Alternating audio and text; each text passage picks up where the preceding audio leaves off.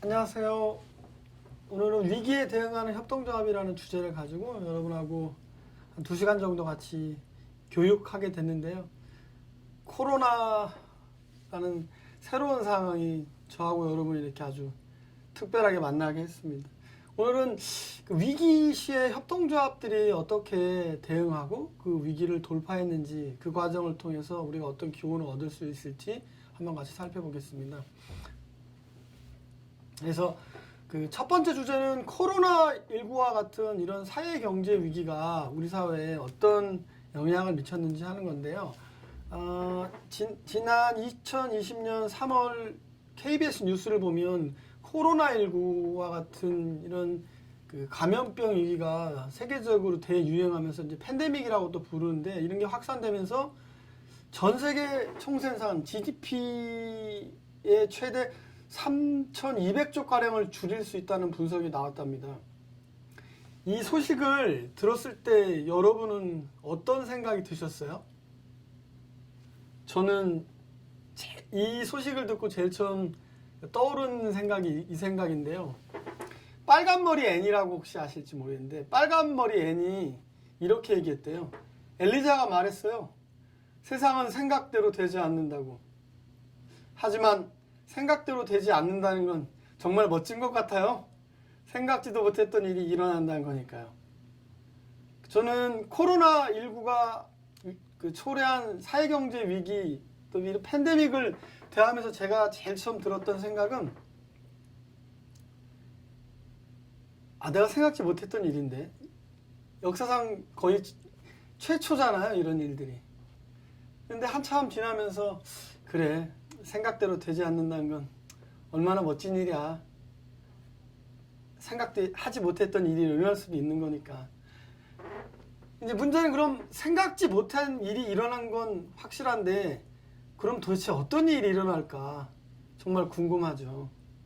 그래서 오늘 첫 번째 이 시간 주제는 도대체 이런 코로나19라고 하는 그 사회경제 위기 또는 그런 감염병 위기가 우리 사회에 또 경제에 어떤 위기를 초래하고 그것이 우리 사회에 어떤 변화를 야기하게 될 건지 같이 한번 생각해 볼게요.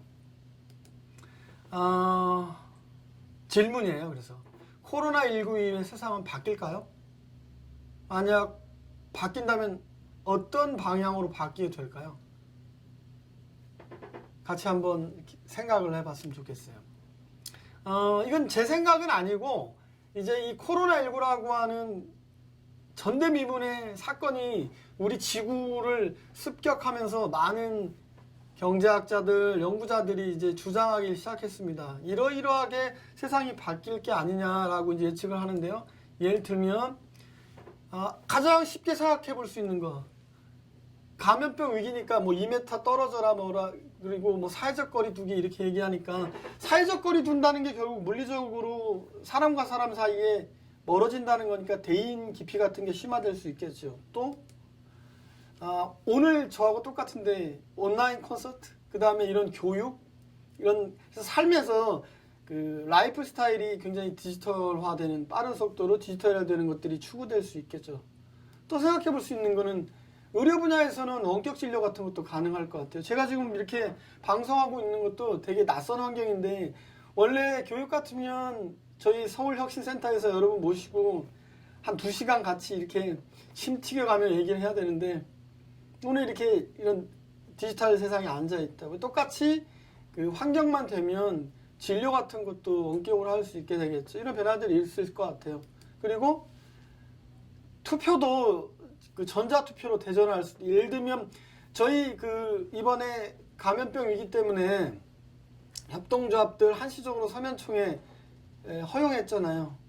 그리고 다 인터넷으로 많이들 하셨는데 이런 부분으로 또 변화들이 있을 것 같아요. 또는 조금 다른 얘기인데요. 이제 산업적으로는 공급 체인들이 강화될 것 같아요. 이 국내 공급 체인이 강화된다는 얘기는 뭐냐면 그 얘기 아세요? 미국 사람들이 제일 걱정하는 게 뭐냐? 아침에 화장실 가는데 휴지가 없을까 봐. 왜? 미국 사람들이 쓰는 화장지는 다 중국으로부터 오거든요. 그러니까 화장실 갔을 때 휴지가 없으면 어떻게 해요? 큰 충격이죠. 그래서 줄서기하고 지금 화장지 사는 거거든요, 미국 사람들이. 이런 사태가 계속 벌어지면 어떻게 되겠습니까?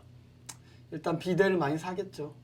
그 다음에 외국이 아니라 국내에서 무언가 공급하려고 할 것 같습니다. 또는 회식 같은 경우에는 같이 먹는 게 아니라 이제는 혼밥할 가능성도 높아져요. 뭐 이런 다양한 변화들이 있을 수도 있겠습니다. 그 다음에 그 공동체 문화로는 상호오전 및 커뮤니티에 대한 인식도 크게 변화할 수 있을 것 같아요. 그래서 코로나19라고 하는 어떤 감염병 위기가 우리 사회에 이런 다양한 변화를 초래할 것 같은데요. 제가 여러분에게 아까 다시 그 처음에 드린 질문이에요. 코로나19 이후 세상은 바뀔까요? 만약 바뀐다면 어떤 방향으로 바뀌게 될까요? 이런 변화들이 있겠죠. 그런데 저는 제가 오늘 이 코로나19와 같은 사회경제 위기 속에서 제가 드리고 싶은 얘기는 맞아. 우리 삶이 바뀔 수는 있어. 그러나 근본적으로 바뀌지는 않을 것 같아요. 아니, 같이 먹다 혼자 먹는 거나 대면으로 교육한다고 하는 거나 등등등 뭐 전자투표로 바뀐다고 하는 거나 이런 게 내 삶에서 근본적인 변화냐? 저는 그렇지는 않을 것 같아요. 만약에 우리가 지금과 같은 이런 상황을 근본적으로 바꾸려고 하지 않는다면 바뀌지는 않는다. 단지 자리만 바뀔 거다. 그러니까 제가 생각하는 거는 A가 B로 대체될 뿐이지 근본적으로 상황이 바뀌지는 않을 것 같다는 게 제 생각입니다. 불행하게도. 만약에 우리가 세상을 또 변한다고 생각하면 근본적으로 바꾸려고 하는 생각, 이게 전제되지 않는 한 세상은 근본적으로 바뀌지 않을 것이다 라고 생각하는데 몇 가지 한번 예를 들어볼게요. 첫 번째 그림은 1929년 미국 대공황기에 사람들이 일자리를 잃고 일자리를 구하는 모습입니다. 이 사진은 나중에 2008년에도 반복되는데요. 1929년 대공황기에 그 사람들의 삶에서 근본적인 여러 가지 변화들이 있었습니다. 그렇죠? 그런데 예를 들면 대공황이 끝나고 어떤 변화가 있었냐면 산업적으로만 얘기하면 자동차를 만드는 메이커들이 한 200개 이상 있었다고 그래요. 근데 대공황을 겪고 나서 자동차를 만드는 회사는 우리가 알고 있는 것 같은 포드나 클라이슬러 같은 이런 자동차 회사, 알고 있는 그런 자동차 회사 한 10개 정도가 살아남았다고 합니다. 그러니까 대공황이라고 하는 아주 큰 경제적인 위기가 우리 사회에서 변화를 줬죠. 그래서 많은 다양하게 자동차를 만들던 회사들이 존재했는데 그게 3개로 줄었어요. 10개 밑으로 줄었어요. 이건 뭐냐면 많은 것 중에 그냥 독점이 일어났다는 겁니다. 자리만 바뀐 거죠. 자동차를 여전히 만드는 사람들은 만들고 자동차를 타는 사람들은 타는 거죠. 다만 자동차를 만드는 사람의 숫자가 바뀌었을 뿐입니다. 저는 코로나도 우리가 만약에 삶을 바꾼다 하지만 근본적으로 뭔가를 바꾸려고 하지 않으면 이런 일들이 계속 벌어지지 않을까 이런 생각을 해보고요. 두 번째 사례입니다. 이거는 1974년 제1차 석유 파동 때 그림인데요. 사람들이 석유통 들고 그 주유소 앞에 이렇게 길게 줄을 서 있잖아요. 제1차 석유 파동은 석유값이 천정부지로 뛰어서 공급이 이제 잘 안 되고 하니까 사람들이 이렇게 줄을 선 건데요. 요즘 사람들이 그 주유소 앞에서 줄 서서 석유 타지는 않잖아요. 이런 변화, 이때만 해도 사람들이 가진 쇼크는, 그래서 그 이때를 오일 쇼크라고 부릅니다. 오일 쇼크. 근데 이 쇼크는 오래 가지 않았어요. 근본적으로 석유, 이것을 기반으로 한 우리 사회의 삶 패턴 자체가 바뀌지 않았기 때문에 이런 것이 다른 방식으로 지속될 뿐이지 바뀌지 않았습니다. 하나 더 예를 들어볼까요? 2008년 미국에서 벌어진 아큐파이 월스트리트입니다. 아까 1929년 대공황기하고 거의 흡사하죠. 우리 2008년 미국에서 아큐파이 월스트리트가 일어났을 때 많은 사람들이 얘기했습니다. 이제 신자유주의는 끝났다.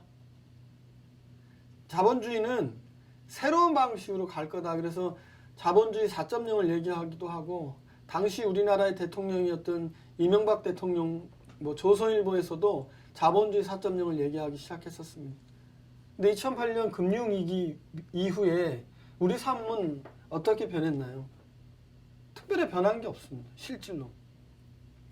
1929년 대공황이 20개나 되는 다양한 차를 만들던 기업들의 독점을 통해서 일종의 서플라이 체인을 변화시켰다면, 오일 쇼크는 미국식 포드 자본주의가 어려움을 겪게 되고 그 자리를 일본의 다양한 기업들이 그 자리를 차지한 것에 불과하고, 2008년 금융위기에 우리나라의 삼성, 하이닉스와 같은 반도체들이 전 세계 그 글로벌 체인에서, 서플라이 체인에서 중요한 위치를 차지했을 뿐, 말하자면 전 세계적 차원에서 기업을 움직여 나가는 기업들의 변화만 있을 뿐이지 실질적 변화는 없었죠.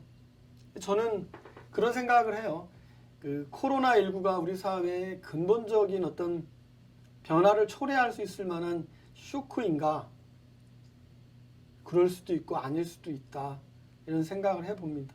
그래서 이렇게 일단 코로나19라고 하는 게 우리 사회 또는 경제에서 어떤 변화를 초래하고 있고, 그것이 앞으로 제가 어떻게 될지는 잘 모르겠습니다. 아까 얘기한 대로 혼밥이 늘고 그런 거 변화가 있을 수는 있으나, 과거의 것으로 돌아보면 아주 명백한데, 대공황, 오일 쇼크, 2008년 금융위기와 같은 다양한 경제사회 위기가 우리 사회에 많은 변화들을 야기했다고 하지만 우리 사회는 근본적으로 변하지 않았습니다. 변화하지 않았다라고 하는 게 제 생각이고요. 다만 한편에서 일종의 우리 경제사회를 이루어 나가는 그 근본적인 시스템 자체가 바뀌지 않았고 자리만 바뀌었다 이렇게 말씀드렸는데, 또 다른 측면에서는 변화가 있긴 하죠. 이제 두 번째 주제는, 그러면 이런 코로나와 같은 또는 IMF와 같은 아니면 대공황과 같은 그런 변화 속에서 우리 협동조합 기업들은, 또 협동조합들은, 사회적 경제들은 어떻게 대응하고 그 변화들에 적응했었는지에 대해서 한번 살펴보면서, 오늘 이 코로나19가 초래한 사회경제의 위기 속에서 우리 사회적 경제 협동조합들은 어떻게 대응을 해 나가는 게 어떤 시사를 줄 수 있을지 한번 몇 가지 사례를 가지고 살펴볼게요. 그래서 사회경제 위기에 대응하는 협동조합이라는 주제를 가지고 한번 다시 얘기해 볼게요. 이 그림은 1844년 영국에서 만들어진 노치델 협동조합의 선구자들 그림인데요. 이 28명의 로치델 선구자들은 어떤 사람들이냐면 파업에 실패한 노동자들입니다. 이때 위기는 어떤 위기냐면, 이때 위기는 산업혁명과 함께 맞이한 노동자들의 위기예요. 우리가 산업혁명이라고 하는 게 그 사람의 삶에, 인간의 삶에 아주 근본적 변화를 주게 되는데, 그 변화는 노동으로부터 인간을 아주 많은 측면에서 해방시키게 되죠. 그러면서 그 기계제 대공업이 발생하고 발달하기 시작합니다. 이런 것과 함께 벌어진 일이 뭐냐면, 영국에서 양떼 농사를 짓던 농토로부터 농민을 쫓아내는 일들이 발생하죠. 그걸 이제 역사에서 엔크로저라고 하는데, 엔크로저와 함께 그 탄생한 새로운 사회 현상 또는 사회적 계급을 우리가 역사에서 뭐라고 부르냐면 더 푸어라고 부릅니다. 더 푸어라고 하는 거는 우리말로 바꾸면 가난한 사람 이렇게 얘기할 수 있는데요. 사회경제학적으로 더 적확하게 표현한다면 저는 가난한 사람이라기보다는 역할을 잃은 사람 이렇게 말을 하는 게 더 좋겠다고 생각해요. 이유는 농사짓던 농토로부터 쫓겨나서 도시로 흘러들어 무언가를 해야 되는데 뭔가를 할 수 없는 사람들이죠. 그래서 그 사람들을 우리가 The Poor라고 부르기 시작했던 거고요. 그래서 The Poor는 가난한 사람이라기보다는 역할을 잃은 사람 이렇게 표현하는 게 더 정확할 것 같고, 그들이 The Poor가 당연히 그 노동자가 되죠. 그래서 노동자가 돼서 그 노동을 하는데, 당시 산업혁명 당시에 영국의 그 노동자들의 평균 수명이 문헌에 의하면 굉장히 놀라운데요. 28살이랍니다. 아이들, 어린애들 이런 애들이 이제 장시간 노동하고, 심지어는 조그만 어린이들이 임신하고 낙태하고 이런 일들이 반복되면서 노동자들의 삶이 지속하기 어려운 상황들을 맞이하게 되죠. 그래서 이렇게 위기에 처한 노동자들이 자기 삶의 처지를 근본적으로 바꾸기 위한 운동을 벌입니다. 그 첫 번째 운동이 기계를 파괴하는 운동이었습니다. 내가 이렇게 어려운 건 저 기계 때문이야. 그래서 우리가 얘기하는 러다이트가 발생합니다. 러다이트가 발생했는데, 러다이트를 통해서, 기계를 파괴하는 운동을 통해서 인간의 삶이 나아지나요? 나아지지 않았죠. 이거는 기계가 아니라 구조적인 문제, 자본의 문제로구나 생각을 하게 되고, 그래서 자본에 대항하는 운동으로 나중에 이제 사회주의 운동으로 발전하게 되고, 두 번째 운동이 우리가 얘기하는 사회경제 운동. 그 자기 삶의 처지를 잃은, 역할을 잃은 더 푸어들이 노동자가 되고, 노동자들이 자기 삶의 처지를 바꾸기 위해서 자기가 필요로 했던 상품과 서비스를 시장으로부터 공급하는 운동을 벌입니다. 이 운동을 우리가 소비자 협동조합 운동이라고 부르게 되는 거죠.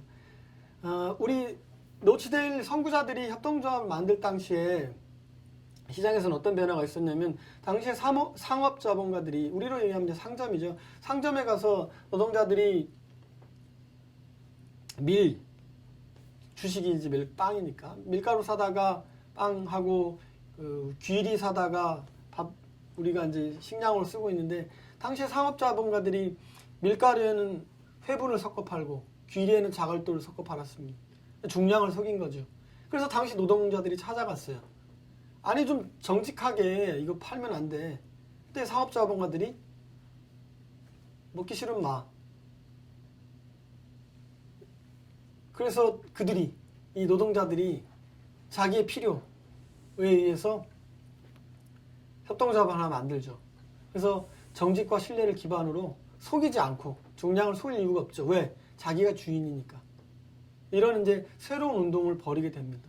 이 운동을 우리가 역사에서 협동조합이라고 부르고, 이런 위기 상황에 맞은 노동자들이 자기 삶의 처지를 스스로 개선하기 위한 방식으로, 새로운 방식으로 세상의 변화를 추구하게 되고, 이들의 변화는 나중에 1844년 노치데일이라고 하는 협동조합으로 탄생하고, 1846년 엘리자 브리얼리라고 하는 세계 최초의 여성조합을 받아들여서 1인 1표에 의한 사업조직으로 운영화되고, 63년 도매를 진출하고, 20세기 초반이 되면 120개나 되는 기업 집단을 거느린 전 세계에서 가장 큰 기업으로 성장합니다. 이런 게 이제 말하자면 제가 여러분과 같이 얘기해보고 싶은 겁니다. 위기를 맞아서 그것에 대응하고 해석하는 방향에서 기존의 것이 아니라 그것을 근본적으로 바꾸려고 하지 않으면 세상은 근본적으로 바뀌지 않는다. 이런 노동자들의 새로운 시도들이 자기 삶의 필요를 자기 스스로 개선하기 위한 일종의 운동, 이런 것들이 오늘날 협동조합 운동으로 성장해서 전 세계 10억 명이나 되는 조합원이 있는 그런 사업조직으로 성장해 온 거죠. 저는 이런 것들이 삶에 있어서 근본적 변화라고 생각하고요. 또 다른 예를 한번 들어보겠습니다. 선키스트는 오렌지 주스인데요. 그냥 일상적으로 잘 만날 수 있습니다. 근데 이 선키스트는 이제 우리말로 바꾸면 태양의 입맞춤하다, 태양의 키스하다, 이런 브랜드로 이제 전 세계적으로 유명한 브랜드인데, 이 협동조합입니다. 근데 이 선키스트의 출현이라고 하는 것도 위기 상황에 대한 일종의 그 협동조합 진영의 새로운 도전이라고 이렇게 해석하면 또 새로운 관점으로 이게 선키스트를 볼 수 있게 되는데요. 아까 말씀드린 대로 그 대공황과 함께 일어난 게 독점입니다. 독점. 자동차가도 독점이 기업이 독점이 일어났듯이 농업부에서 독점이 일어납니다. 그래서 농식품 기업들이 독점적 기업들로 이렇게 성장을 해가게 되고 뭉치게 되고 이러면서 그 농산물을 팔게 되는 농민은 시장에서 지위가 어떻게 되냐면 수세적 지위에 놓이게 돼요. 예를 들면 물건을 팔 때가 많으면 내가 여기서 골라서 파도 되는데 물건을 팔 때가 하나라면 물건을 살 사람들은 농민들에게 얘기할 수 있어요. 어떻게 얘기할 수 있냐면 그 물건 그 가격이 그냥 5,000원에 내가 사줄 테니까 놓고 가. 그럼 농민들은 아니 이거 안 돼. 이거 오렌지 키우려고 재배하려고 종자 때, 뭐 비료 때 애들 학교도 보내야 되는데 5,000원 가지고는 원가 이하야. 못 팔아. 아니 내가 얘기했잖아. 놓고 가라고. 못 놓고 가. 근데 이거 더 받아야 되겠어. 아니 내가 얘기했잖아. 팔 데가 없는 거야. 그럼 어떻게 해요? 뭐 오렌지만 먹고 살 수도 없는 건데. 이런 공공한 처지에 처한 농민들이 자기 삶의 처지를 바꾸기 위해서 만든 게 선키스트 협동조합입니다. 똑같습니다. 아까 우리 노치데일 협동조합의 노동자들이 당시 상업자본가들에 대항해서 정직과 신뢰를 기반으로 협동조합을 만들어서 운영했다면 대공황기에 독점 같은 것들이 기업의 독점 같은 것들이 발생하게 되고 이 독점적 시장에서 수세에 처한 농민들이 자기 삶 처지를 개선하기 위해서 협동조합을 만들게 되고 그 협동조합이 선키스트 협동조합으로 오늘날 성장해서 발전한 거죠. 이게 새로운 대응입니다. 세 번째 사례는 이제 아주 근래의 사례인데요. 이 사례는 우리하고도 이제 깊이 있게 연관됩니다. 2008년 미국발 금융위기죠. 아까 우리 아큐파이 월스트리트 얘기했었는데 미국의 그 많은 은행들이 이제 도산합니다. 2008년 그 금융위기 아큐파이 월스트리트가 미국 사회에 준 근본적 충격은 뭐냐면 원래 우리나라 미국이나 이 데모는 다 잘 사는 사람이 아니라 어려운 사람들 못 사는 사람들이 하는 건데요. 아큐파이 월스트리트는 아주 쉽게 생각해보면 미국의 그 금융 노동자들이 우리나라를 생각하면 여의도를 점령한 겁니다. 미국 사회에 큰 충격을 준 거죠. 백인, 남성, 미국의 주류를 상징하는데 이들이 직장을 잃고 월가를 점령한 겁니다. 그래서 그게 미국 사회에 아주 큰 충격을 주게 된 거죠. 그래서 그들도 그런 얘기를 한 겁니다. 아, 우리 사회가 우리 미국식 자본주의가 근본적으로 지속 가능하지 않은 것 아닌가. 그럼 새로운 방향으로 가야 되는 게 아니냐라고 하는 이제 생각들을 하게 되고 솔직히 저도 그때 그런 생각을 했었습니다. 2008년 미국발 금융위기 이후에 신자유주의는 종언을 고하고 새로운 방향으로 우리 사회가 우리 경제가 가는 게 아니냐라고 하는 예를 들면 우리가 얘기하는 유연노동 그다음에 민영화를 포기하고 새로운 방식으로 사회가 변화해 가는 거 아니냐라고 하는 일말의 기대를 가졌지만 실질로 그 뒤로 근본적 변화는 없었던 거죠. 지구 반대편에 우리 사는 지구의 반대편에 스페인에 있는 몬드라곤이라는 협동조합 한번 우리 같이 얘기를 해볼게요. 몬드라곤 협동조합은 111개나 되는 협동조합하고 그들이 같이 하는 120개나 되는 자회사를 거느린 그래서 255개의 사업체로 구성된 협동조합 복합체입니다. 2008년 금융위기 때 2개 망했어요. 협동조합. 그 협동조합 망한 회사 이름이 이제 다노나라고 하는 가구회사인데 협동조합 하는 사람들끼리 농담으로 많이 하는 얘기인데 가구회사 이름이 다노나거든요. 그래서 이름을 잘못 지었다. 농담도 하고 그랬었는데요. 이 몬드라곤 그 농담하면 뭐 그런 얘기 많이 하잖아요. 몬드라곤이 우리말로 바꾸면 용산 아닙니까? 용산. 마운틴 드래곤. 용산에 있는 다노나 회사가 망했다. 예, 그런 농담 했었는데요. 정말 재밌는 거는 재밌는 게 아니라 굉장히 그 시스템이 좋은 거는 몬드라곤은 이제 사람들이 이렇게 기업이 망하게 되면 그 사람들이 이제 그 우리처럼 뭐 실업수당 받고 그 다음에 구직을 하는 게 아니라 그 내에서 몬드라곤 복합체 내에서 그 일자리를 순환하게 합니다. 그래서 다시 이제 전환 배치를 시켜줬거든요. 그래서 이런 것들이 있기 때문에 그 몬드라곤 협동조합이 새로운 방식으로 시장에 대응한 거죠. 예를 들면 그 몬드라곤은 우리로 말하면 기업 집단이기 때문에 재벌이죠. 쉽게 얘기하면. 근데 스페인에 아마 그 당시로는 8번째 가는 재벌이라 우리로 말하면 재벌인데 고용 규모로는 3위입니다. 3위. 그러니까 기업 규모로는 8등, 사람을 쓰는 거는 3등. 위기가 와도 사람을 자르는 게 아니라 사람을 다시 순환해서 고용하는 그런 새로운 기업 모델로 일을 하니까 몬드라곤에 일하는 사람들이 걱정할 게 많이 없었겠죠. 이런 게 근본적 변화가 아닌가 싶습니다.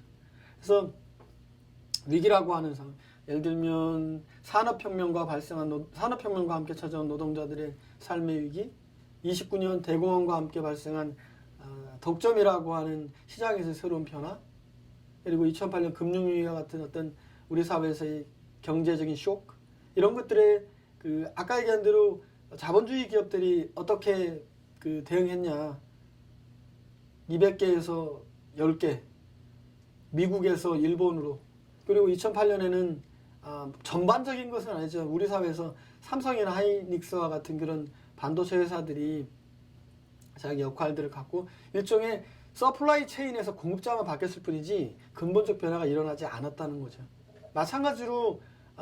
마찬가지가 아니라 반대로, 그러면 사회경제 조직으로서 협동조합들은 그런 위기 상황에서 어떤 역할들을 하고 어떤 대응들을 했는가. 그래서 우리 로치데일의 사례, 그다음에 선키스트의 사례, 몬드라곤의 사례를 통해서 우리가 이런 것들을 한번 생각해 볼 수 있는데요.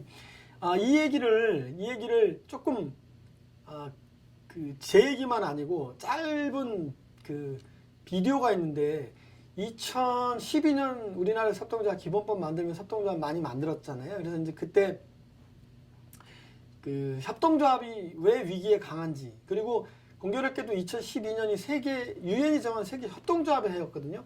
그때 그 당시에 그림들 하나 KBS에서 만들어서 한 3분짜리로 편집한 건데 한번 보시면서 왜 협동조합이 위기에 강한 모델인지라고 하는 것에 대해서 한번 살펴보겠습니다. 비디오 조금 준비되는 동안 오디오가 끊기면 방송사고라던데 조금만 기다려주세요. 그리고 궁금하신 분 댓글 남겨주세요. 우리 김상현 선생님 머리 단장에 자르셨다고.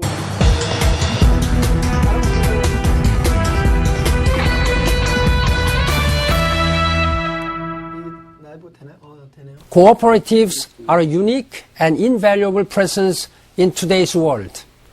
They help to reduce poverty and generate jobs. 네, 유엔은 올해를 협동조합의 해로 정했습니다. 협동조합은 경제 위기에 강하고 일자리를 창출하며 또 공동체를 유지시킨다는 데 주목한 건데요. 하지만 우리에게는 조금 낯선 사업 방식이죠. 구경화 기자가 대안적인 기업 모델로 주목받는 일본의 협동조합을 현지 취재했습니다. 사카우에 쓰는 집 근처 초등학교에서 하루 5시간씩 배식원으로 일합니다. 약 15만 원을 출자금으로 내고 노동자 협동조합의 조합원이 되면서 일자리를 얻었습니다. 子供が帰ってくるまでに帰れる時間でしたし、仕事の内容もできるかなと思ったんですけど、結構 노동자 협동조합은 일자리를 원하는 사람들이 모여 각자 돈을 내 만든 사업체입니다. 주부, 장애인, 고령자, 퇴직자 등 취약계층도 누구나 조합원이 되고 훈련을 거쳐 일자리를 얻을 수 있습니다. 일자리는 대개 지역사회에 필요한 것을 사업으로 만들어냅니다. 이 복지협동조합은 먹거리를 공동구매하는 것부터 시작했습니다. 식품 배달은 식품을 요리해 도시락을 만드는 사업으로 발전했고, 도시락을 만드는 동안 자녀들을 돌봐주는 타가 사업, 집에 혼자 남은 노인을 위한 노인 돌봄 서비스로 확장됐습니다. 23년간 계속되면서 18개 분야 92개 사업단으로 성장했고, 15,000여 명의 조합원에게 민간 사업자보다 저렴한 가격의 복지 서비스를 제공하고 있습니다. お金で買う福祉っていうのも自分たちの未来のためには多分利用できないだろう。でそのためには自分たちで助け合えるような仕組みを地域に作っておこうということで 한정된 정부 재원에 복지 요구는 날로 높아지고 있는 요즘 지역사회에 필요한 일을 스스로 찾아 해결하면서 안정적인 일자리도 만들어내는 협동조합이 주목받고 있습니다. 네, 다들 어려울 때 일자리를 만들어내는 것만큼 반가운 일이 없겠죠. 협동조합이 그래서 주목받는 건데요. 어떤 구조기에 가능한 걸까요? 디지털 스튜디오에서 구경아 기자가 짚어보겠습니다. 세계적인 사업체 중에도 알고 보면 협동조합인 경우가 꽤 있습니다. 스페인의 축구 명문 FC 바르셀로나, 세계 최대 보험사 알리안츠, 미국의 뉴스통신사 AP통신도 모두 협동조합입니다. 협동조합은 조합원이 다 함께 경영하는데요. 조합원들은 금액에 상관없이 똑같이 한 표씩을 갖고 근무 시간이나 임금 같은 노동 조건은 물론 사업 여부까지 스스로 결정합니다. 또 수익을 곧장 나눠 갖지 않고 주로 내부의 자본금으로 쌓아둡니다. 그러다 경제 위기가 닥치면 해고나 구조조정을 하지 않고 이 돈을 풀어서 조합원이 직업훈련을 해서 새 사업을 시작하기도 합니다. 바로 이윤 추구가 아니라 안정적인 일자리의 유지가 협동조합의 목적인 겁니다. 실제로 협동조합을 통해 생긴 일자리는 전 세계에 1억 개로 다국적 기업보다 20% 정도 많습니다. 문제가 남아 있습니다. 또 협동조합은 시민 참여가 전제되는 만큼 협동조합에 대한 시민들의 이해를 높이려는 노력이 필요하다고 전문가들은 말합니다. KBS 뉴스 조정인입니다.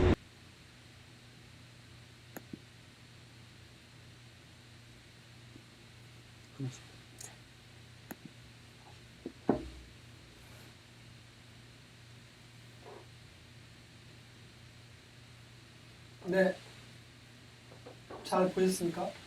재밌죠? 이게 2012년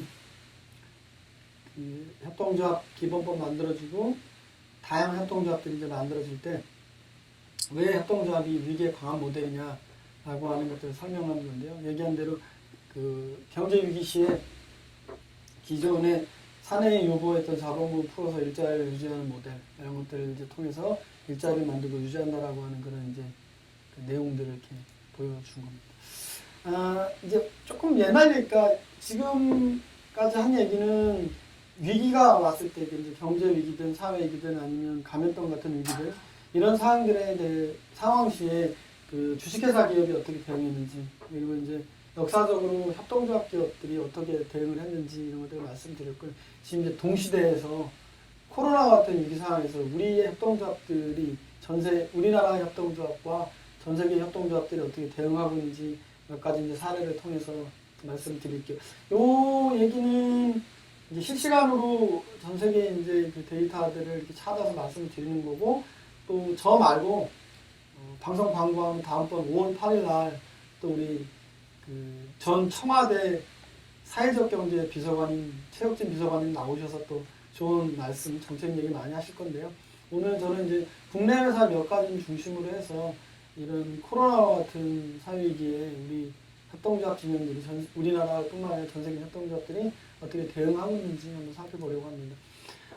저는 세계 사례 말고 우리 사례 먼저 말씀드릴게요. 세계 사례 좀 뒤에 말씀드리겠지만 세계 사례 보니까 뒤 빼는 건 아닌데 전 세계 협동조합들 대응하는 것보다 우리나라 더 잘하는 것 같기도 하더라고요. 코로나 대응도 잘하는데 코로나에 대해서 우리나라 협동조합들이 사회적 경제가 더 대응 잘하는 것 같아요.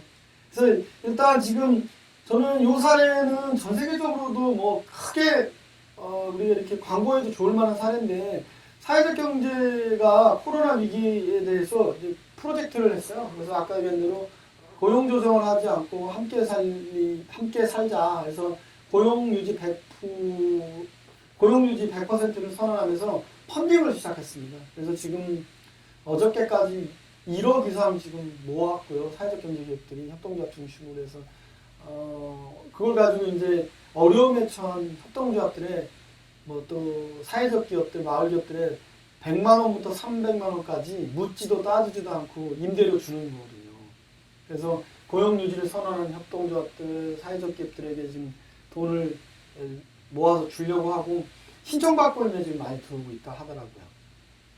그래서 혹시 뭐 이거 궁금한 분들은 오마이뉴스 아니 오마이 컴퍼니에 들어가면 프로젝트 잘 설명되어 있거든요. 그래서 오마이 컴퍼니에 들어가서 프로젝트도 참여해 주시고 이 프로젝트가 어떤 의미를 갖는지 이해를 해주셨으면 좋겠는데, 이 프로젝트 핵심은 그 코로나와 같은 위기에 협동조합 같은 사회적 경제 기업이 사람을 조종할 것이 사람을 구조조정할 것이 아니라 이 위기의 강을 두 손 맞잡고 함께 건너자라고 하는 그런 캠페인이라고 생각하시면 좋고, 이런 선언과 펀딩을 통해서 위기에 처한 사회적 경제 기업을 도우려고 하는 좀 정말 좋은 캠페인이었다고 생각합니다. 우리 사회적 경제의 대응이라고 생각합니다. 일종의 프로젝트. 두 번째는 이거는 직접적인 건 아니지만 우리하고 아주 비슷하죠. 그래서 코로나19 고용위기 극복을 위해서 전주라고 하는 하나의 지방자치 정부가 해고 없는 도시를 선언했더라고요. 그래서 저는 개인적으로 이제 이 그림을 보여드리는 거는 전주가 이렇게 선언했는데 전주의 바톤을 이어받아서 전국에서 이런 지자체들이 좀 많이 생기기를 바라는 마음으로 사회적 경제의 대응은 아니지만 우리 사회가 또 우리 사회 경제가 전반적으로 어떤 대응을 하고 있는지 사례를 좀 보여드리고 싶었습니다. 그래서 일종의 사회적 연대를 통해서 위기의 강을 고용의 위기를 그 손맞잡고 함께 건너자라고 하는 거고요. 그다음에 이제 해외 사례인데요. 해외 사례는 아까 이제 우리가 2008년 그 미국발 금융위기 때 그 스페인의 몬드라곤이 어떤 역할들을 했냐 이런 얘기를 했었고요. 그다음에 우리가 이제 그 잘 아는 이제 협동조합들의 선진국이라고 하는 나라들 그런 데들에서 이제 어떤 사례들이 있냐 그래서 그 에로스키라고 하는 그 유통하는 우리나라로 말하면 뭐 이마트 같은 거죠. 이마트 같은 것들을 이제 협동조합으로 하는 방식인데 그 에로스키가 그 스페인의 적십자사와 손잡고 공공시설에 격리된 노숙자들에게 의류를 후원했다는 훈훈한 기사인데요. 이거 잘 보면 사실 우리나라 많은 사회적 경제 기업들이 대구로 도시락 보내고 한 것과 거의 비슷한 사례들입니다. 이제 외국 사례니까 감동적인 것 같은데 실질로는 우리나라에서도 하고 있다고 저는 생각 들고요. 그래서 이 국뽕은 아니고요, 저도. 근데 우리나라 잘하고 있는 것 같습니다. 하여튼 외국도 잘하고 있네요. 그 다음에 이제 그 스페인 사례 말고 저도 많이 궁금했는데 그 이태리는 도대체 어떻게 하고 있냐.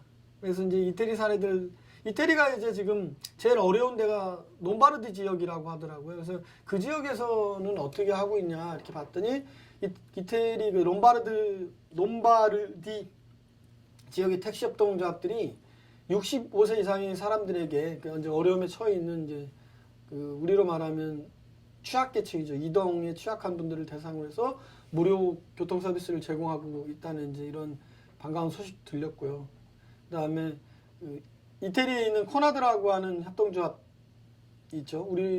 우리로 말하면 이제 여기도 코나드도 굉장히 큰 협동조합 연합 복합체인데 밀라노, 로마, 나폴리의 병원을 지원하기 위해서 300만 유로를 기부했다고 이렇게 알려져 있습니다. 그래서 우리가 얘기하는 그 협동조합 굉장히 협동조합을 열심히 하고 있다는 이태리나 스페인에서 역시 상상하는 대로 다양한 활동들을 통해서 그 위기에 처한 많은 어려운 사람들을 돕고 있다는 소식이고 이런 소식들은 이제 ICA를 통해서 계속적으로 알려질 것 같고 이제 더 취합을 해서 저희가 더 이렇게 많이 알려드리도록 하겠습니다. 어쨌든 간에 우리가 상상하는 것과 같이 그 우리나라에서뿐만 아니라 전 세계적으로 사회적 경제인들이 또 협동조합들이 앞장서서 이 위기에 처해 있는 상황들을 넘으려고 하고 마찬가지로 지금 뭐 스페인이나 이태리나 다 마찬가지인데 그 협동조합들 중심으로 해서 고용을 유지하려고 하고 이런 다양한 기부 활동들 또 사회적인 활동들을 통해서 위기를 돌파하려고 함께 노력하고 있다라고 하는 얘기를 좀 드리고 싶고요. 거꾸로? 아닙니다. 됐습니다. 죄송합니다. 네네. 네, 이제 마지막 주제입니다. 그래서 그러면 이런 코로나19와 같은 위기 상황에서 우리 사회는 도대체 어떤 방향으로 가야 되냐, 또는 어떤 방향으로 갈 거냐라고 하는 얘기인데요.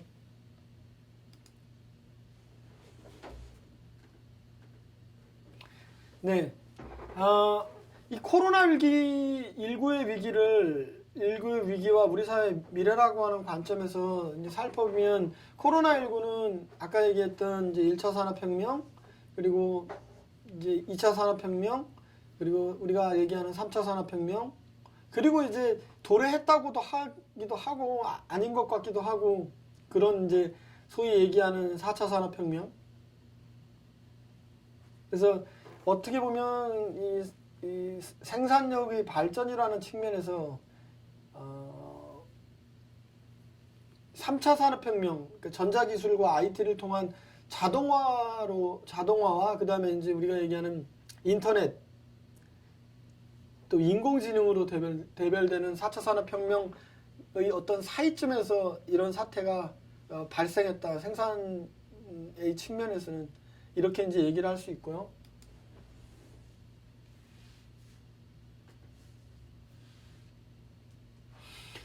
그 시스템의 관점에서 놓고 보면 아까 이제 계속 얘기했는데 이 자본주의라고 하는 이런 기본적으로 우리가 이제 자본주의 사회에 살고 있으니까 자본주의라고 하는 시스템으로 놓고 보면 생산의 어떤 그 산업의 어떤 양식이 아니라 생산이라고 하는 측면에서 시스템이라고 하는 측면에서 살펴보면 자본주의는 작게 보면 뭐 250년, 더 크게 보면 뭐 한 500년 이렇게 얘기할 수도 있고요. 근데 조금 이제 우리가 자본주의, 뭐 주식회사 뭐 이런 얘기들을 하는 것으로 이렇게 얘기하면 자본주의는 크게 이제 그 자유주의 자본주의라고 하는 그런 단계. 그런데 이제 자유주의는 대개 29년 대공황을 기점으로 해서 그리고 과정에서는 1945년까지 이제 세계대전 경과 과정을 겪으면 되게 1945년쯤 해서 이제 되게 종언을 고했다고 합니다. 왜냐면 더 이상 국가가 그 시장에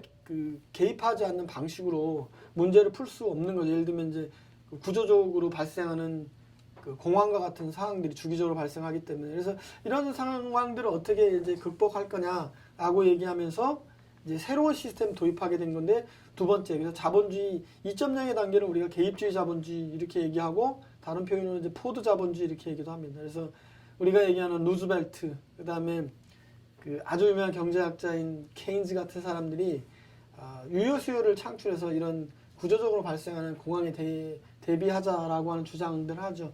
그래서 그 두 번째 자본주의 2.0 단계를 개입주의 자본주의라고 하고 어떤 사람들은 뭐 케인즈인 자본주의 또는 포드식 미국 자본주의가 굉장히 그 성행했다는데 이 개입주의 자본주의는 대개 1974년 아까 얘기했던 오일 쇼크를 통해서 어려움을 겪기 시작하고 새로운 단계를 모색합니다. 그래서 이 과정에서 우리가 얘기하는 정치인으로서 레이건, 영국의 대처 이런 사람들이 등장하고 그다음에 이제 우리가 얘기하는 금융을 기반으로 한 미국의 시카고 학파들이 등장하면서 자본주의가 새로운 단계로 갑니다. 그 자본주의를 우리가 자유주의로 간 거죠, 다시. 말하자면 국가가 시장에 개입하지 않는 자본주의에서 국가가 유효수요를 창출하는 자본주의로 왔다가 오일 쇼크와 같은 사태 속에서 발생하는 그 구조적 불황, 우리로 얘기하면 이제 스태그플레이션 이렇게 얘기도 하고요. 경기 침체의 물가 상승이라고 하는 새로운 이제 그 상황이 발생하게 되고 그래서 재정 개입이라고 하는 방식으로 시장에서 더 이상 문제를 풀 수 없기 때문에 이제 금융이라고 하는 새로운 수단을 통해서 우리가 얘기하는 이제 화폐, 이자율 이런 걸 통해서 국가가 시장에 개입하지 않는 새로운 자본주의 단계. 그래서 그 앞에 신자를 붙여서 신자유주의, 영어로는 뭐 네오리버럴리즘 이렇게 얘기하는데요. 본질적으로는 자본주의입니다. 자유주의입니다. 그래서 자유주의 자본주의에서 개입주의 자본주의 그리고 신자유주의로 넘어왔고 이게 이제 1979년부터 2008년까지 뭐 득세했다는 사람도 있고 아직도 그냥 신자유주의 연장이라고 보기도 하고 그러면 이제 우리의 질문은 미래로 다시 이제 현실로 돌아온 거죠.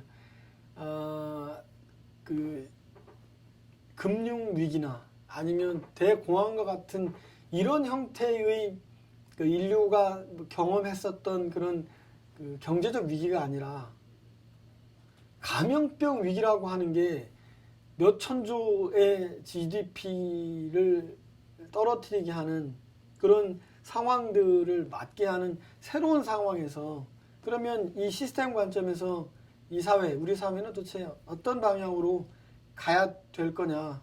그리고 그 상황 속에서 우리 사회적 경제는 어떤 메시지를 사회에 발신함으로써 더 많은 사람들이 사회적 경제를 하나의 그 대안적 사회를 만들어 나가는 데 필요한 어떤 새로운 경제적 모델로 이해하게 될 거냐라고 하는 게 제가 생각하는 우리 코로나19라고 하는 상황이 우리 사회적 경제에게 던진 질문이 아닌가 싶습니다. 그래서 자유주의, 개입주의, 신자유주의 그리고 그것이 지속되거나 아니면 2008년을 기점으로 큰 어려움을 겪고 있고 다시 2020년에 코로나와 같은 그 전대미문의 상황들을 맞이하게 된 건데요. 경제학자의 작은 눈으로는 좁은 눈으로는 이 코로나19와 같은 상황들을 극복할 수는 없습니다.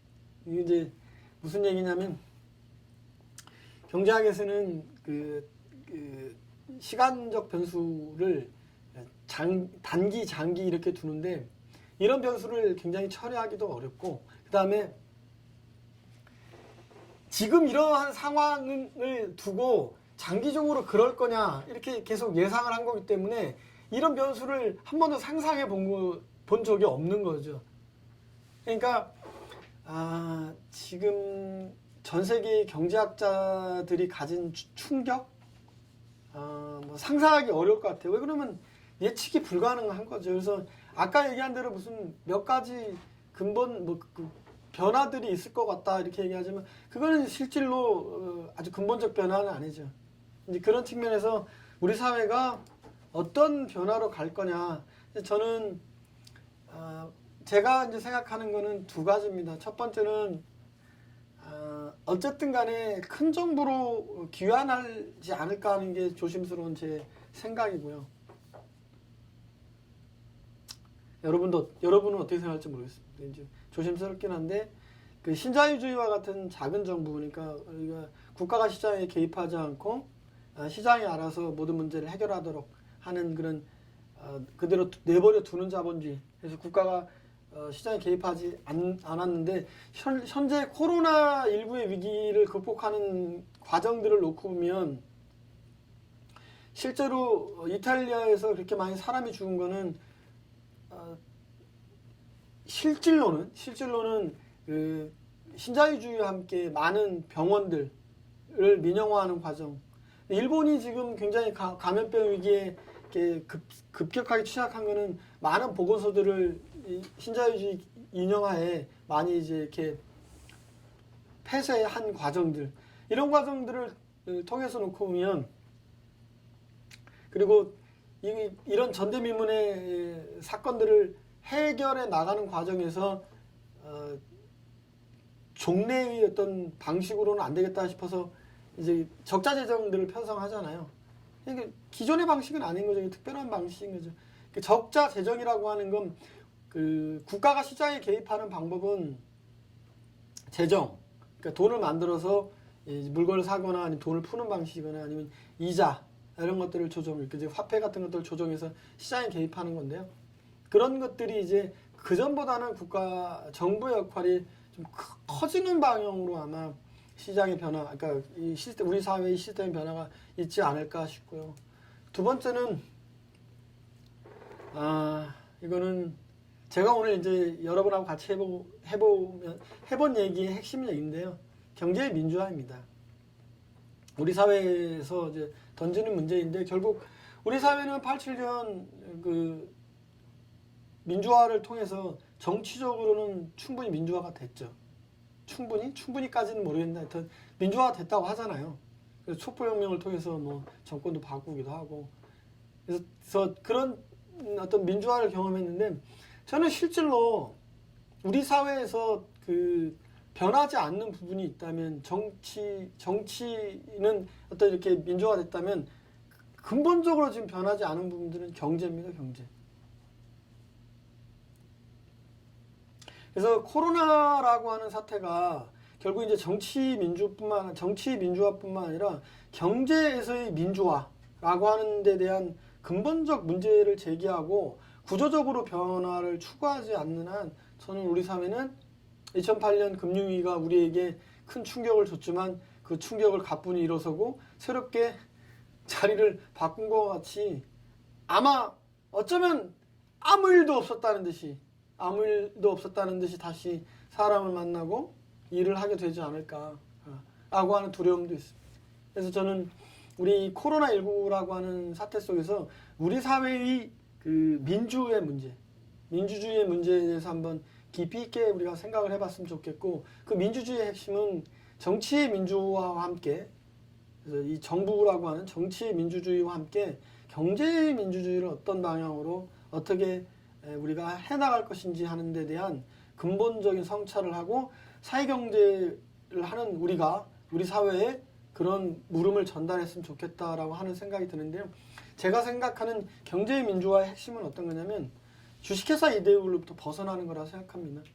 기업을 하는 방식이 매출에서 비용을 빼서 이윤을 추구하는, 그래서 결국 기업은 이윤을 극대화하기 위해서 존재하는 사업조직이다라고 하는 이런 방식의 기업 이데올로기로부터 벗어나지 않는 한 우리 사회는 한 발자국도 근본적 변화를 추구할 수 없다라고 생각하는데요. 이건 이제 간단한 산수인데 한번 그림 보세요.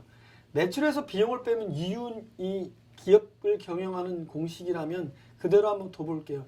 저는 사회적 경제는 경제 행위를 통해서 기업의 민주화를 추구하는 거기 때문에 경제라고 하는 거는 기업은 어쨌든 간에 매출이 중요하다고 생각합니다. 매출을 앞에 두고 저 뒤에 있는 이윤이 항을 넘어가면 플러스가 마이너스로, 비용이 마이너스가 항을 넘어가면 플러스가 되죠. 그래서 제가 생각하는 경제의 민주화를 수식으로 표현하면 매출에서 비용을 빼면 이윤이지만 매출 중요하죠. 매출을 그대로 두고 매출에서 주주에게 돌아갈 이윤을 작게 하고 참여하는 조합원 또는 구성원의 비용을 극대화하는 기업, 이런 기업도 있을 수 있다. 이게 제가 생각하는 협동조합 기업, 사회적 경제 기업인 거죠. 저는 매출에서 이윤을 빼서 비용을 추구하는 사회적 경제 기업이 우리 사회의 근본적인 어떤 기업 모델이 될 수 있을 거냐? 솔직히 잘 모르겠습니다. 그러나 매출에서 비용을 빼서 기업을 하는 이유가 이윤을 극대화하는 것에만 꼭 존재하는 게 아니라 매출에서 비용을 빼서 이윤이라고 하는 게 가능하다면, 이게 공이라면 가벼운 산수로 매출에서 이윤을 빼고 그래서 그 비용을 극대화하는 것도 기업일 수 있다. 우리가 손익계산서상의 마지막 매출에서 그 판관, 일종의 이제 인건비 같은 걸 빼고 마지막에 떨어지는 당기순이익을 극대화해서 그것을 주주에게 돌려주는 것, 나머지는 모든 구성 요소 자체를 다 비용으로 간단하게 처리하는, 그래서 사람이 곧 비용이니까 비용을 줄여야 되는 이런 어떤 시스템으로부터, 이런 그 경제 조직으로부터 우리가 이별하지 않는 한, 또는 그런 방식이 아니라 다른 방식으로 기업을 할 수 있다라고 하는 상상들을 사람들이 하지 않는 한 우리 사회는 근본적으로 지금과는 다른 방식으로 변화하는 게 어렵지 않을까. 그래서 제가 오늘 드리고 싶은 얘기는 결국 우리가 이 주식회사 이데올로기로부터 어떻게 탈출할 수 있을 거냐, 그리고 이런 주식회사 이데올로기로부터 벗어나지 않는 한 코로나와 같은 충격이, 감염병 위기 같은 이런 충격이 한때의 충격으로 역사책에 기록되고 다시 우리는 아무 일 없다는 듯이 현실로 돌아와서 이제 사람들 만나고 가족들하고 많은 시간을 보내는 그런 사회로 갈 수는 있으나, 그러나 사람을 비용으로 취급하고 이윤을 극대화하는 기업 경영이 지속되는 한 우리 삶에 근본적 변화는 없는 게 아닌가. 그래서 우리는 이런 코로나19에서 경제를 어떻게 민주화할 것인지 라고 하는 문제에 대해서 깊이 있게 같이 한번 상상해보고 한번 토론해 봤으면 좋겠다라고 하는 생각에서 여러분들하고 1시간 정도 얘기를 했고요. 마지막 그림 이렇게 얘기하고 마칠게요. 아까 강의 시작할 때 드린 얘기인데요. 엘리자가 말했어요. 세상은 생각대로 되지 않죠. 하지만 생각대로 되지 않는다는 건 정말 멋진 것 같아요. 생각지도 못했던 일이 일어난다는 거니까요. 그렇죠. 근데 저는 빨강머리 앤에게 얘기해주고 싶어요. 함께 변화의 방향에 대해 생각해보고 변화를 함께 꿈꾸지 않는다면 빨강머리 앤, 생각지도 못했던 일은 일어나지 않을 거예요. 우리가 어떤 변화를, 우리 사회에서 어떤 변화를 추구하려고 하는지 근본적으로 생각하고 주장하고 함께 그 대안적인 어떤 그 생각들을 만들어 나가고 그런 과정에서 우리 사회 미래에 대해서 진지하게 한번 생각해 보는 계기가 됐으면 좋겠고요. 뜻하지도 않게 코로나 때문에 이렇게 카메라 앞에서 여러분하고 이렇게 만나게 돼서 저 스스로도 굉장히 어색하고 이렇게 매끄럽지 않은 부분들이 있었는데요. 하다 보면 늘겠죠. 그래서 이런 것도 좀 하면서 또 이렇게 만나니까 좋으네요. 그래서 댓글창에 글 남겨주시면 답 달아드리고요. 혹시 질문이 없으시다면 오늘 이 어설픈 근데 좀 특별했던 이런 강의는 마칠까 합니다.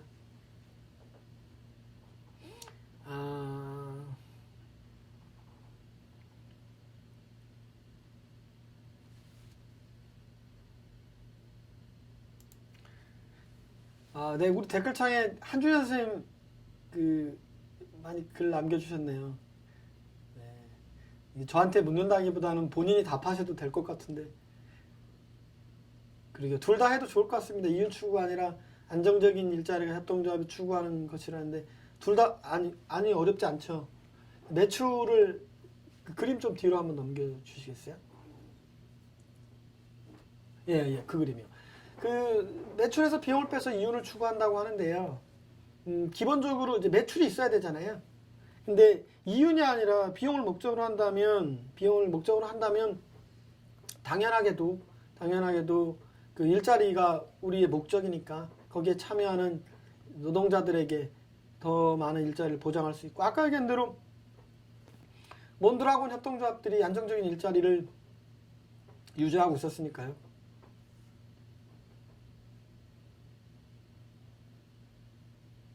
그렇죠. 이 코로나19 한준현 선생님 계속 지금 질문 주셨는데 코로나19 시절 국내만 안정화되면 문제가 해결되는 것은 아니죠. 아까 얘기한 대로 우리가 코로나가 준 그 큰 충격 또는 새로운 깨달음은 뭐냐면 서양 별거 아니네. 두 번째, 미국의 화장지는 미국이 아니라 중국에서 만드는구나. 알게 됐죠. 맞습니다. 코로나가 국내에서 안정된다 하더라도 그 전 세계적 차원에서 안정되지 않으면 이게 안정할 수 없겠죠. 그래서 지금 미국의 많은 사람들이 그 미국의 이제 화장지 메이커들이 얘기하잖아요. 화장지를 언제 공급할지 모르겠다고.